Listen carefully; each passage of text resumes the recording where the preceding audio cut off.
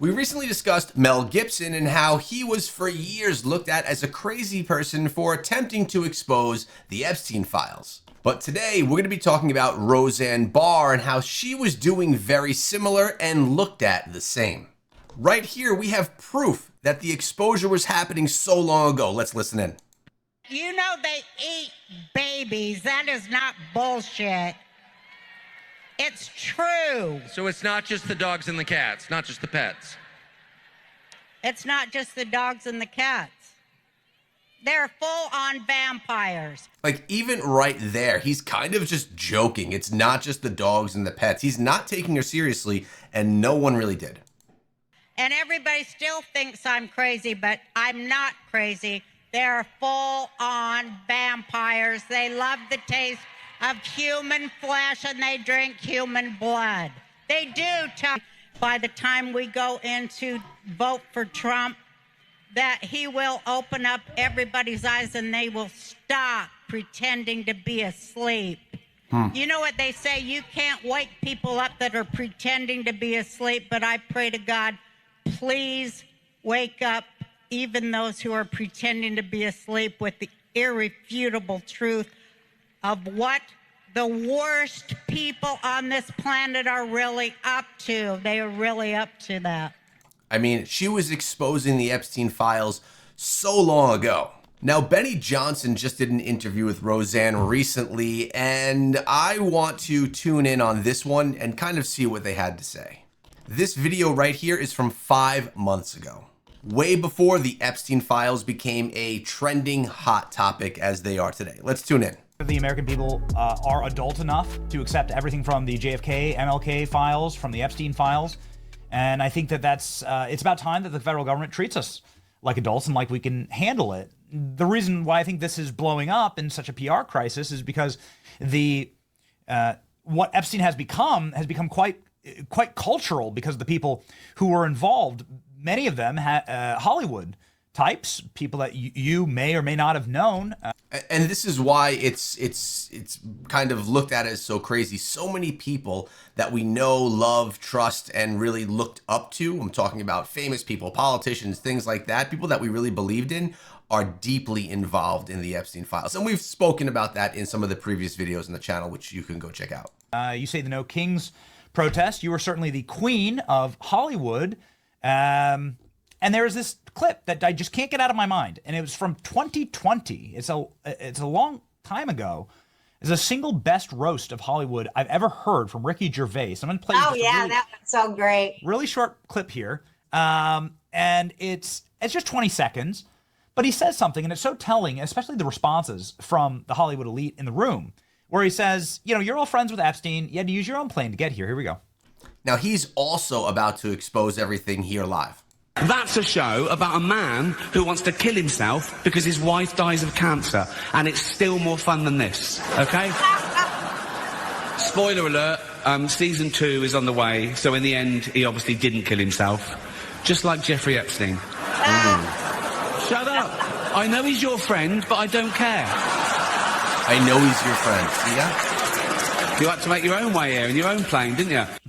So... You know what, Benny? I don't think he's dead. I think they took him out of there, and, you know, I think he gave everybody up. I don't think he died.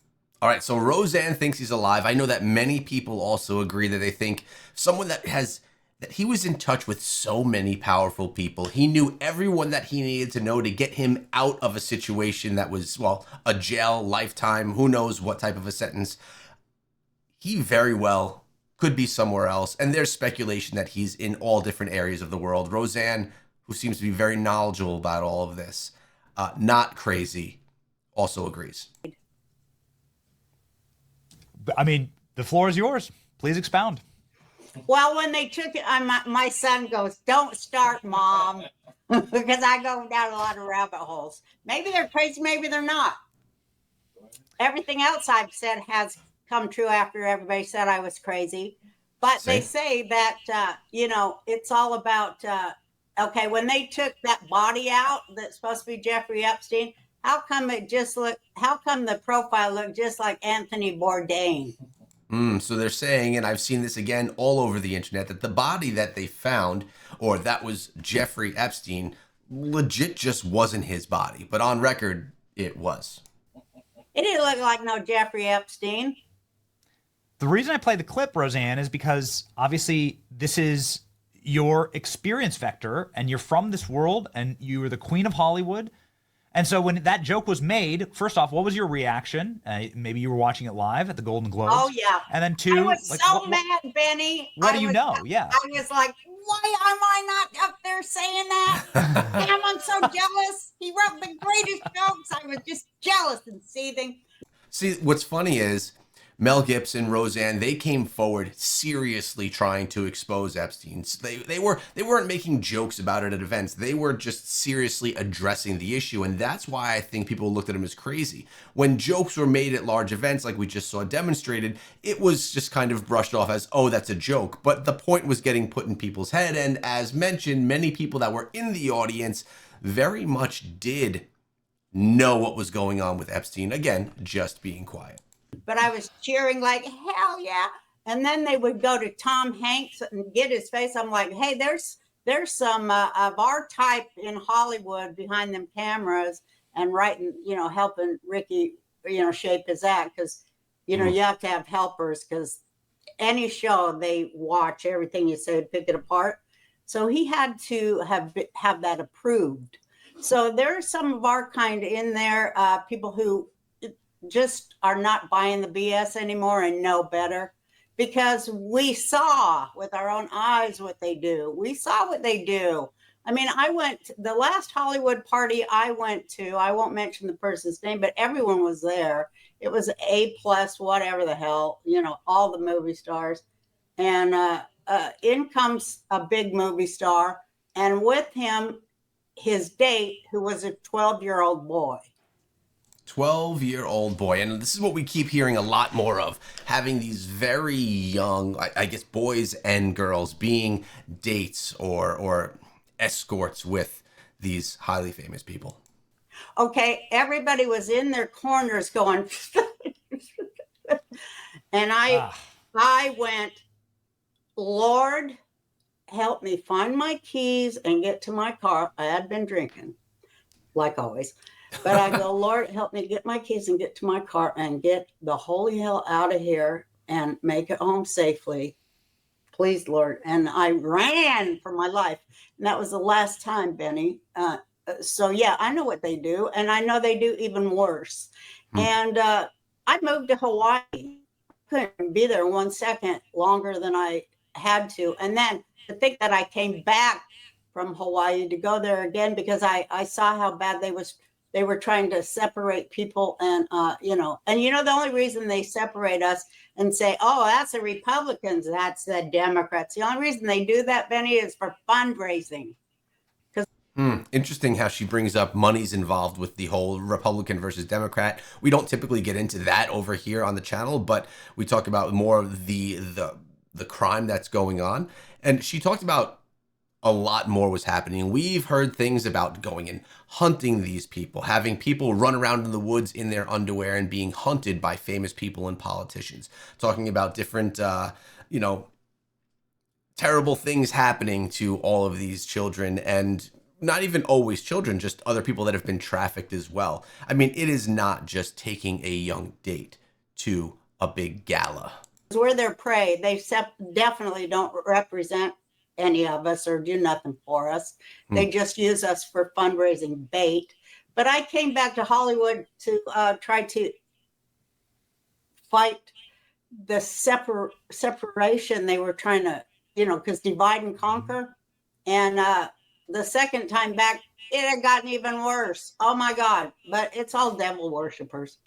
I'm telling you, I always say baby blood drinking Democrat donors. That's it, period. Just a final question on this topic, since, of course, it is your expertise. What do you think would happen if there was an honest prosecution of people at Diddy parties, people on the Epstein list? Do you think that anybody would be left standing in Hollywood? Is it that endemic? Oh, wow. So he basically just asked, between Diddy and the Epstein Files, is there anyone in Hollywood that is not involved in all of these terrible things that goes on? I'm curious to see what Roseanne has to say.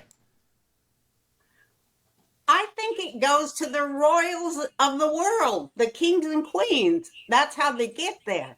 Come on, it isn't just Hollywood. Wow. Okay, so she's saying people that become people in power get there because of being part of these networks, not because they were voted in by the people, not because of the democratic system that we have, or not because of voters, but because of these networks of powerful people that literally make things happen. It's everything. It's the devil's world. Now, Roseanne talks a lot about devils, about demons, about vampires. And I think because she uses those words, in some cases fictional, in some cases not, depending on your beliefs, people look at her like she's a little nuts because of utilizing those types of terms. It doesn't make it more believable when she's calling a bunch of people vampires because they're eating children. So I think that's possibly where she potentially went wrong and how she described some of the things that went down. But at the end of the day, that's her belief, and that's what she was sharing. And it's up to us to wrestle it back and fix it and kick their ass out. They got to go. They got to go. And, I think God's removing them. I think God's removing them a boatload at a time. And how he's showing us he's removing them is when they get on the TV or what have you, they implode themselves with their friggin' lies. Their bullshit hit the wall. And they implode right before our eyes. And I do believe that's on both sides, whatever your political belief, there are lies everywhere. At the end, they look like a bunch of assholes. Every damn one of them, from Schumer. Oh, they're all assholes, and we're seeing it. And we're watching the people that are defending them, and they're assholes too. It's a war of good people against assholes. So be sure to witness it. That's my 2 cents. All right, now Roseanne just went on a pretty big religious kick, discussing a lot about her beliefs and things like that. But she then did shout out a bunch of, as she says, assholes. So I just wanted to let you know what was said that we removed a little bit of because it was just a big religious preach. We often say on this program, Roseanne, it's a war of darkness versus light. But good people versus assholes. We will certainly put that as a quote from Roseanne. That's the Roseanne version of that. It's yes. not a group. God is in. Because there's assholes in every group. So you're God not fighting a whole group. You're fighting assholes of every color and stripe and belief. They're bad. God is in control. That's exactly right. Don't put your faith in man or political parties. But we did want to shout out Roseanne Is America. This is your new documentary. Oh, yeah, I forgot about that. And yes. So here's the question. Whether she is extremely religious, went on a complete religious rant throughout that interview, or just her discussions on what happened within the Epstein Files.